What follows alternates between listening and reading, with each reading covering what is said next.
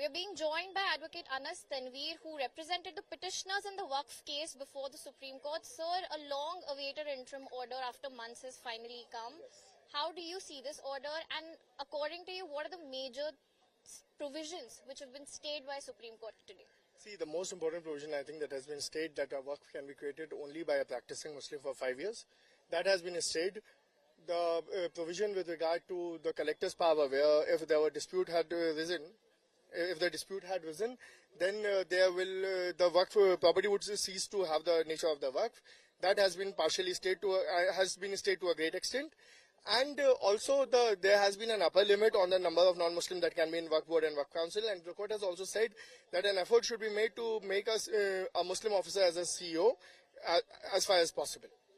So the stay, as far as the 5 years practicing Muslim requirement is concerned, the court has said that it is only until the government comes up with rules. So basically the stay will fall flat in a way once those rules are framed. Do you see that as a favourable order, considering the court, once the rules are framed, that stay will not operate?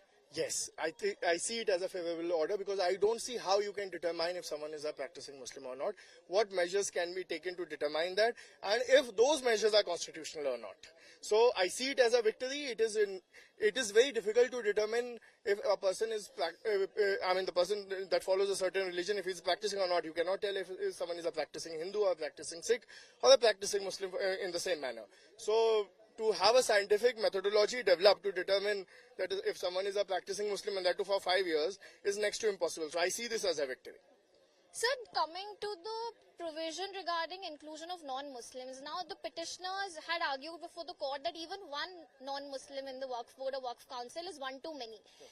The court has put a limit, but that limit is also what already exists in the Act. And even under the Act, the state for the Waqf board, there's a limitation that it can be 2 members plus two non-Muslim members plus 1 ex-officio.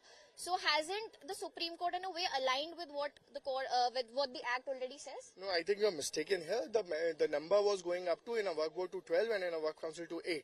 Petitioners' arguments, but according to the centre, that is how, it is there in the Act. The argument aside, if they can't argue against what the Act says, the Act is very clear how many can be.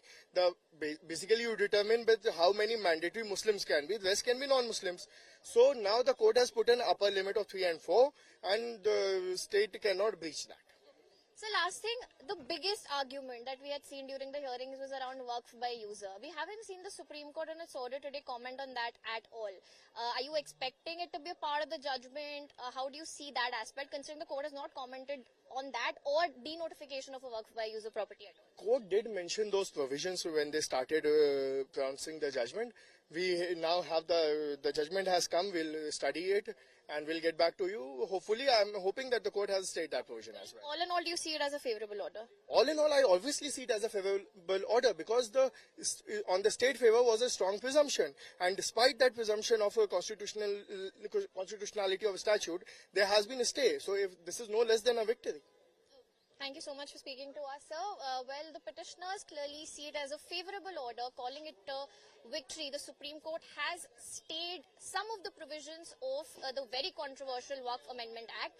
Remember, it's only an interim order. The court will have to eventually decide on the constitutionality and the validity of the Waqf Amendment Act. With camera person Emmanuel from New Delhi, this is Shrishti Ojha for India Today.